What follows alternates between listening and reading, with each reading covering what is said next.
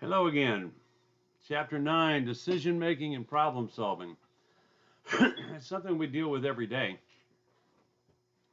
We have to make decisions on where we want to eat, what we want to eat, who we want to be with, where we want to go, what we want to participate in. But in groups, it's a little more difficult than individual decision making. So let's talk about what is decision making. Decision making means choosing between two or more alternatives, in this case, to solve a problem. Should you vote for this or vote for that? What is the problem? Well, the first thing you have to do is you have to identify the problem. Identify the alternatives that are there. And problem solving involves generating alternatives to move from where you are to where you want to be. Now, a lot of times we use brainstorming for this. And brainstorming is great. It gets ideas out there. But a lot of people make mistakes with brainstorming. One of them is in the first part of it, the idea generation part. It's all about getting ideas out there, not about judging them. And I have seen more than once in a group setting where somebody suggested something and somebody else said, that's a stupid idea. Well, as soon as they did that, that person that suggested it said, all right, fine. If I have stupid ideas, I'm not participating. And they may have the best idea in the world coming up next, but somebody in the group or the group in general has dissuaded them, made them not want to participate. So when we get ideas out there, when we're brainstorming, everything is a good idea. Now, when it comes to the narrowing it down, well, that might not be possible because we don't have $10 million. It's a great idea. Don't get me wrong, but we don't have the money. We can't do it.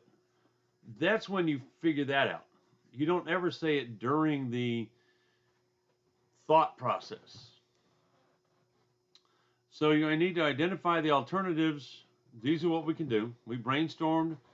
These are ones we couldn't do because we didn't have the money. These are what's left. And make a choice which one you want to try to do. Problem solving involves generating alternatives to move from an existing state to a preferred state. You need to develop a plan.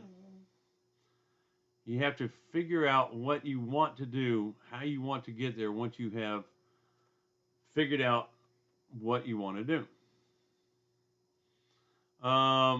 Problem solving and decision making are tightly linked. They both involve making a choice. So, first thing you have to do is define the problem. There's not enough parking on campus. That doesn't seem to be a problem nowadays. But in the past, I can remember walking, since I'm blind and I don't drive, from one building to the next, and somebody that was in my class with me comes in late because they couldn't find a parking spot. And I don't know why they had to move their car from point A to point B, other than they didn't want to walk back that distance afterwards. So once you define the problem, you need to ask questions about it. When I was in a journalism class, the questions were always who, what, when, why, where, and how. When you interview somebody, when you're writing a paper, when you're coming to decisions, use those 6 points to find out what you're dealing with. Examine the constraints. What constraints do you have? It may be money, it may be time, it may be personnel. What are the things that are stopping you from doing what you want to do? What do you need to know? Well, you need to know what your budget is. You need to know what your time frame is. You need to know who's involved. A lot of times it's easy to make decisions on something that does not involve you. But if it involves you, you have to consider that the people that's involved with the decision you're making. I don't drive, so if you put me on a panel about making decisions about parking spots, it's kind of like, well, I got a reserved spot in front of each building.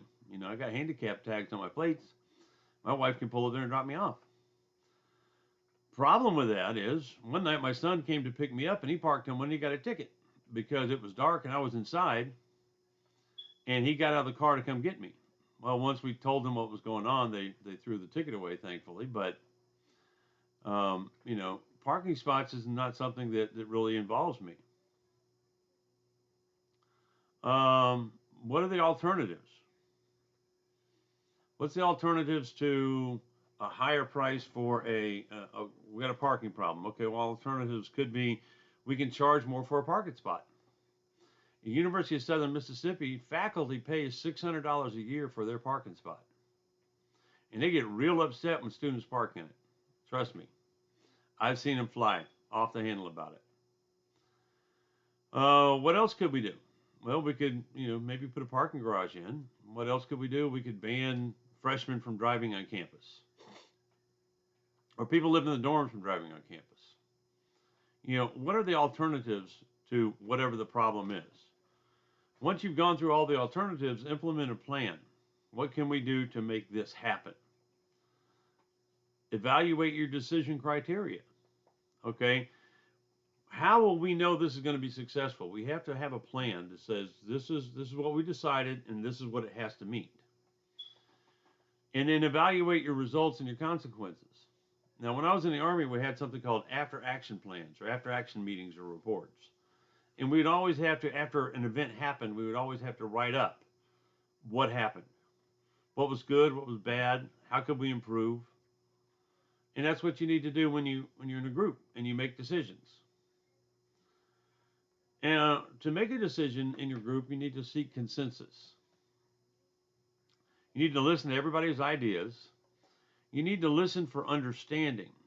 A lot of times people listen, quote unquote. We've had that chapter on listening already. Their mind is made up. They're not going to hear what you're saying, but they're giving you a chance to voice your opinion. Well, if you're giving somebody a chance to voice their opinion, you need to make sure that you listen to what their opinion is. Discuss the ideas that come up. They might have some good ideas. It might not fit your criteria or what you want, but actually it might have some good points to it. Integrate their good points and your good points and develop an agreement. And an agreement is a point of tolerance. This is what I want, this is what you want, but you know what? We're going to meet here in the middle, so I'll give up some, you give up some, and we'll get to the middle, and we'll meet somewhere. And an agreement is that point where you met tolerance. I'm okay with this, you're okay with this. It's not everything I wanted. That's like politicians. It's more like getting on a bus to get near your destination, because you're never going to find one that has all the things that you want. So you find a point of tolerance. In groups, you must be ethical. And we talk about this in every chapter because it's a point in every chapter.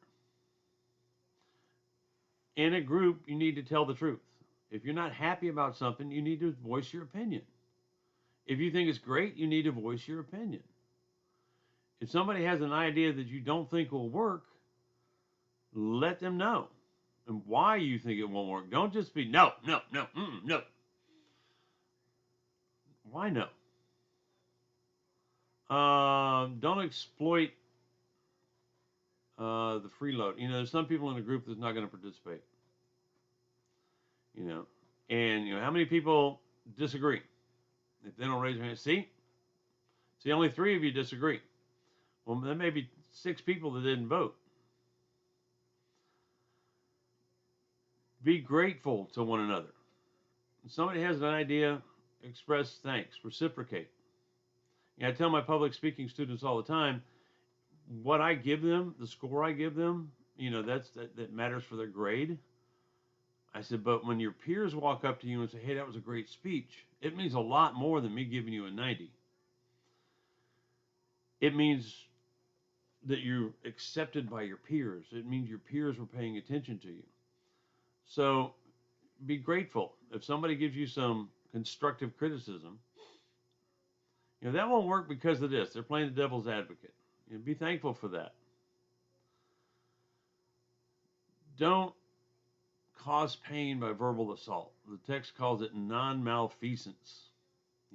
That goes back to what I was saying when you're brainstorming. That's a stupid idea. You know, why do that? Why attack a person for having an idea when the whole idea was to generate ideas? Be beneficial to one another.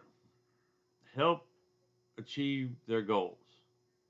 The group's goals may be this, but a person in that group may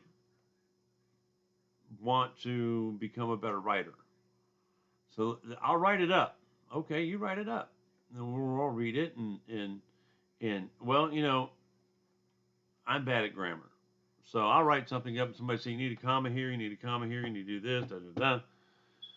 So that helps me become a better writer because I'm getting input from everybody else. So, decision making process isn't cut and dry. It's not like you're deciding what you want for breakfast. It's much more convoluted when you have a group of people involved. But the important thing to remember is everybody's voice counts. And if you shut people down and they decide not to participate, you'll never really have an agreement. You'll have a lot of people that are mad, don't care. I didn't want to be in this damn group anyway.